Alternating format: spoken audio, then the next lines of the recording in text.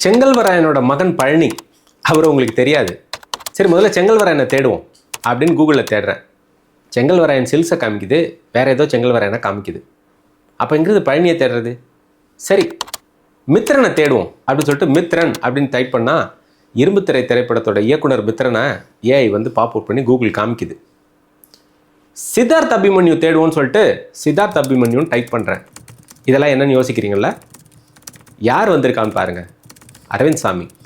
சித்தார்த் அபிமன்யு அரவிந்த் சாமி எப்படி வந்தார்? தனி ஒருவன், அந்த இயக்குனர் தனி ஒருவனாக செய்த சாதனை.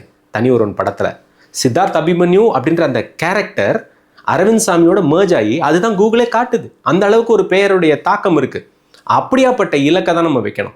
நம்மளுடைய இலக்கு வானத்தை நோக்கி ஏணியை போடுற மாதிரி இருக்கணும், ஏறிக்கிட்டே போகிறதுக்கு.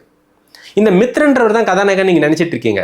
உண்மை அது இல்லை, சித்தார்த் அபிமன்யு தான் கதாநாயகன். எவ்வளவுக்கு எவ்வளோ அந்த வில்லன் தன்னுடைய திறமையை மேற்படுத்தி காட்டுறானோ, எவ்வளோ கடினப்படுத்திக்கிறானோ, அதை நோக்கி தான் இந்த மித்ரன் பயணிக்கிறான். அது மாதிரி நம்மளோட இலக்குகள் பெருசாக இருக்கும், கோல் பெருசாக இருக்கணும். அந்த கோலை நோக்கி நம்ம போகும்போது பல தடைகள் வரும்.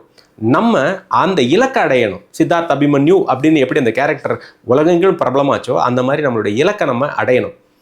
அந்த அடைவதற்கான முயற்சி இந்த படம் உணர்த்தும் உண்மை. படம் உணர்த்தும் ரகசியம் இது. பூரி சாப்பிட்டீங்களா?